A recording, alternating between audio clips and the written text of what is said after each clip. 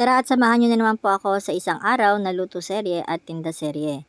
Ito nga pala yung mga kaganapan noong araw ng Miyerkules. So maaga nga gumising ang iyong kusinerang Inday dahil nga may pasok na mga araw na yan. So pagkaalis nga ng mga estudyante bago ako maligo ay pinasalang ko na nga pala kay Mister yung ating tubig para sa paglalagaan ng ating pang spaghetti pasta at nakasalang na nga rin po dyan yung ating pang malabon. So 8 a.m. nga yung delivery time yan dahil nga dadali nito sa school dahil merong may birthday.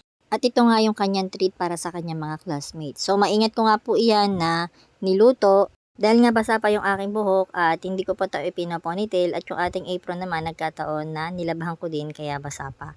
So ito na nga at preparing na nga po yung ating bundle 999 na buti na nga lang po ay pick up na mga time na yan yung ating first batch na pa-order.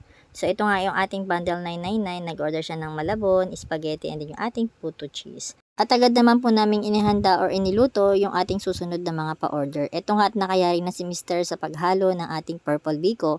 At dito naman ay iginagaya ko yung ating mga puto cheese. So nagkamali pa nga po pala ako dyan sa mga kulay ng ating puto cheese dahil nakalimutan ko na meron nga palang request si customer na pink at purple. At yung mga puti na yan, iyan po yung ating pasobra na ipopost naman po natin dahil nga po nawala sa isip ko yung kulay. So, ito na nga at sinunod ko na nga po yung iba pa nating menu na lulutuin. Meron po dyan talagang pa-order at meron din po ako niluto na para may maipost at meron mga katambal yung ating mga pasobra na menu. So, ito na nga at meron din tayong pa-order dyan na pansit gisado bilao at meron din tayong styro na pansit gisado. So, nung mga nakaraang araw talaga ay nakararanas po talaga tayo ng pagkatumal. Ang sabi ko nga palagi ay hindi naman araw-araw at Pasko. At hindi rin naman araw-araw ay matumal. So, pagtyagaan talaga natin yung ating pagtitinda o yung ating small business. Pwede naman tayo magpahinga pero huwag naman ganun kahaba.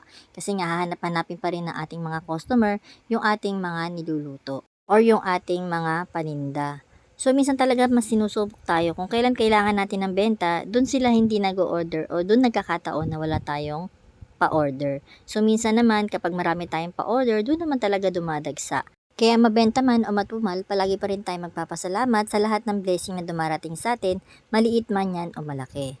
So, ito na nga pala yung ating mga styro na pansit gisado na in-order nga po dahil meron daw pong gaganapin na meeting sa kanilang bahay.